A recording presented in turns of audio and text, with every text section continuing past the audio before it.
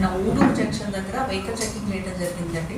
Junction లో based on reliable information ఒక ఎరిటిగా car ని చెక్ చేయగా అందులో 100 kgs గాంజా అనేది దొరకడం జరిగింది.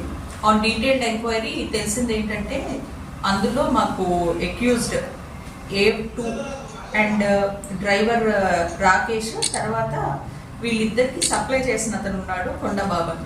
వీళ్ళు ముగ్గురు కలిపి యాక్చువల్గా ఈ గాంజా తీసుకెళ్తున్నారు. 4th person ఒక ఆయన ఉన్నాడు అందులో. అతను ఎప్పుడైతే పోలీస్ చెక్ చేస్తున్నారో అది చూసి పారిపోయాడు. అతనే మేజర్ కల్ప్రిట్. అతన్ని కూడా పట్టుకునే చర్యలు చేస్తున్నాము.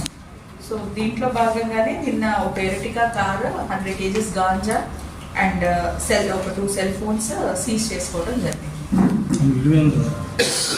వాల్యూ వచ్చి రఫ్లీ 10 lakhs ఉంటుంది.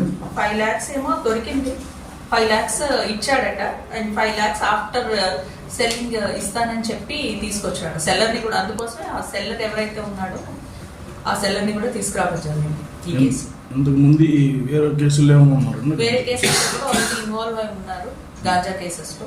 ఇక నుంచి మేము తెలియజేయబడింది ఏంటంటే బేసిక్గా ఎవరైతే గాంజా క్రైమ్ లో ఇన్వాల్వ్ అయి ఉన్నారో వాళ్ళ మీద ఇంక నుంచి మేము PD యాక్ట్స్ ఇనిషియేట్ చేస్తాము. అండ్ వాళ్ళ ప్రాపర్టీస్ ఏవైతే ఉన్నాయో ఈ ప్రొసీడ్స్, ఈ గాంజా డబ్బులతో ఉన్న ప్రాపర్టీస్ అన్ని కూడా మేము as part of financial investigations అవి కూడా సీజ్ చేయడం జరుగుతుంది. సో ఇక్కడ నుంచి చాలా స్ట్రిక్ట్ యాక్షన్ తీసుకుంటాం ఈ గాంజా అఫెన్సెస్ మీద.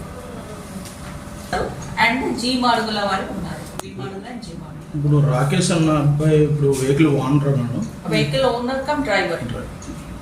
అతను కూడా తెలుసు అందులో గాంజా ట్రాన్స్పోర్ట్ అవుతుందని. సో అతను కూడా తీసుకు